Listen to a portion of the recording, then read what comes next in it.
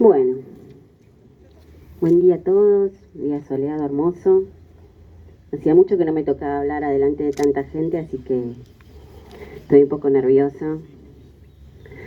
Me hacen sentir como Lali Espósito, salvando las distancias. Bueno, no tengo el don de la oratoria, que sí tienen muchas personas, y siempre trato de escribir un texto para llegar a alguna presentación, leerlo de principio a fin y listo. Esta semana no pude hacerlo o no quise hacerlo, así que me hice como un punteíto chiquitito. Espero no aburrirlos, espero que se haga por ahí más dinámico que incluso leer. Quiero hablar un poco, va a sonar un poco descolocado, pero quiero hablar un poco del mercado editorial. Un libro sale en una editorial que una editorial es un negocio. Durante los últimos, por lo menos 10 años, quizás si nos estiramos un poquito más, 15, el mercado editorial salió a la búsqueda de cierto tipo de historias. Las historias que salió a buscar el mercado fueron historias individuales, ¿no? Y le puso un nombre a eso, un nombre que por ahí es un poco despectivo, pero que se le dice literatura del yo. ¿Qué significa literatura del yo? Que yo, Paula, me siento un día en mi casa y escribo yo mi historia mía personal, de que yo soy una chica de Berazategui, de que yo fui a tal escuela, de que yo tuve este problema y que yo lo resolví de esta forma. Bien, proliferaron los libros, porque todo el mundo tiene una historia, todos los que estamos acá tenemos una historia y todos los que estamos acá podríamos escribir un libro que obedezca un poco a ese pedido del mercado, ¿no? A contar la historia individual. Bueno, ¿qué pasa con eso? ¿Eso es un movimiento inocente del mercado? Pues claro que no. El mercado obedece a algo, a una palabra que escuchamos todo el tiempo y que muchas veces le perdemos, de tanto repetirla, le perdemos su significado, que es el neoliberalismo. Lo escuchamos todo el tiempo en la tele.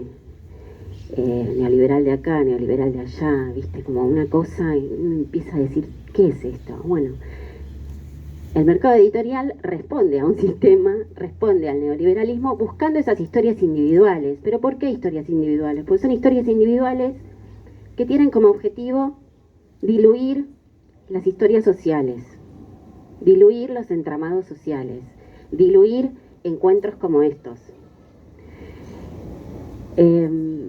Y el libro de Dani viene a discutir un poco con esa búsqueda del mercado, porque si bien es una historia individual de este sujeto que tengo sentado acá al lado y no de otro, es una historia singular e individual que se sobrepone a esa violencia neoliberal de donde la historia individual lo es todo. La historia de Dani, el libro 133, discute con ese precepto porque la historia de Dani no intenta diluir la historia social, sino que intenta reforzarla, ¿no?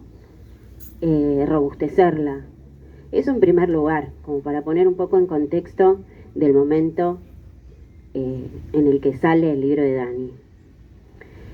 El segundo punto que tengo para comentar es que el subtítulo del libro, miren esta fotito del niño, bastante parecido a lo que es ahora, pero lacio y rubio. Bien. Bueno, el subtítulo del libro es Mi camino hacia la verdad. Y yo pensaba en la palabra camino, ¿no? Y el camino a mí me hace pensar en una búsqueda. Un camino es algo por lo que uno empieza a caminar. Muchas veces puede saber a dónde va a llegar, muchas veces no. Y lo que pensaba es que el camino de Dani no terminó el día que a él le dieron la noticia que en Conadi, ese día que tocó timbre, que lo recibieron Claudia y lo recibieron Manuel y le mostraron una carpeta y le dijeron, che, no terminó ese día el camino de Dani. El camino de Dani continúa y continúa por diferentes vías, ¿no? El libro es una de esas vías por la que continuó su búsqueda. Para escribir este libro nos sentamos y charlamos charlamos horas, tuvimos muchos encuentros diferentes, grabamos esas conversaciones, desgrabamos esas conversaciones, y había algo muy, muy particular en Dani, que era que él buscaba su historia a medida que la iba contando. Uno muchas veces por ahí se sienta con alguien y le pregunta sobre su vida, y esa persona tiene la capacidad de poner un cassette y de contar exactamente de principio a fin cómo fue su vida, cuáles fueron los eventos importantes de su vida, las personas importantes de su vida, etcétera, etcétera, etcétera. Y en el caso de Dani era distinto. Porque la sensación era de estar adelante de un hombre que escuchaba su voz por primera vez, ¿no? Y que al escuchar su voz por primera vez iba entendiendo cosas de su pasado, iba entendiendo cosas de su presente, y también iba pensando en el futuro, porque gran parte de este trabajo de Dani fue hecho para construir un legado. Dani tiene 2 hijas maravillosas, Camila y Milagros, y posiblemente Dani no estaría aquí si no fuera un poco por ellas. Y en esa dirección, escucharlo a Dani mientras hacíamos esas reuniones y esas entrevistas era eso, era ver cómo un hombre escuchaba su voz por primera vez, y eso parece una pavada, pero es bastante fuerte, ¿no?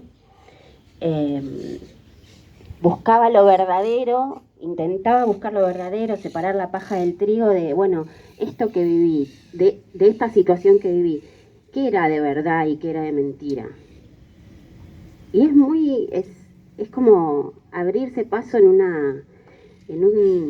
un bosque bastante cerrado eso.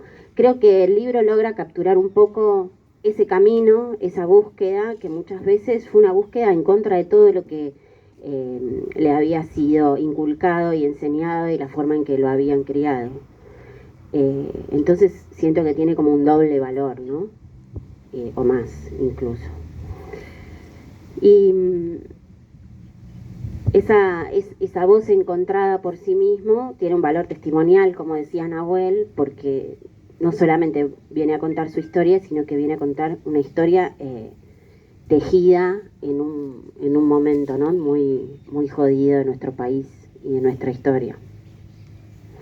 Y por último, tenía ganas de hablar del Dani trabajador. Dani es un chico del conurbano, y el trabajo fue siempre parte de su vida desde muy jovencito. Trabajó, le tocó salir al mercado laboral en el 2000, 2001, ¿no? Más o menos. Un poquito antes, donde todos sabemos cómo estaban las cosas, y siempre fue un laburante.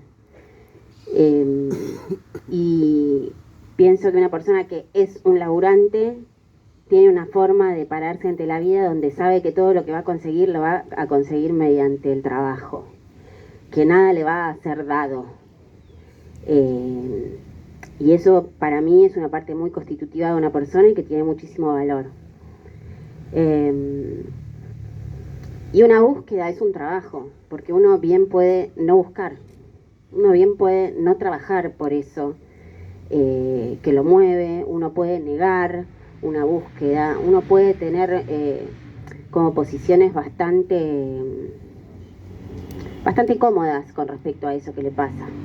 Y Dani salió a buscar, y una cosa que es fundamental para este libro y que nos parecía fundamental, porque fue fundamental para Daniel, fue dar cuenta de que él buscó, de que él trabajó, de que nada vino a su encuentro. Él no estaba sentado en un sillón y un día le tocaron el timbre y le dijeron, che, vos sos tal persona. Él quiso saber toda su vida quién era. Y mientras el contexto le decía, no escuches esa voz tuya, ese zumbido que tenés en el oído, él siempre le prestó atención, a veces más, a veces menos.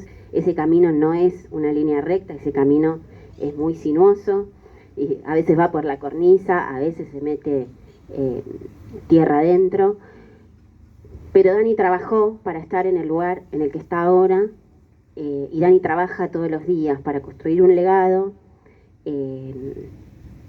tiene un rol activo, y tener un rol activo hoy es un montón, ¿no?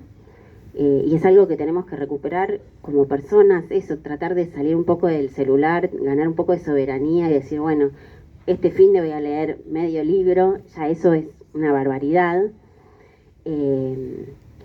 Sino que hace un trabajo que, bueno, por supuesto colabora con la memoria colectiva, no solo en abuelas.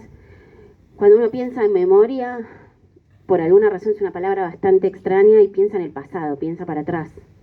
Pero para mí, la memoria tiene como por lo menos otras dos caras. La memoria se construye hoy. Este encuentro es parte de una construcción de la memoria y se proyecta hacia el futuro. Entonces, cuando pienso, las hijas de Dani, cuando sean más grandes, se pregunten, che, ¿y papá qué hizo? ¿Cómo era papá? No solamente van a tener el libro para conocerlo, sino que van a ver a un tipo que laburó por la memoria, y laburar por la memoria es algo que se hace todos los días. Nada más.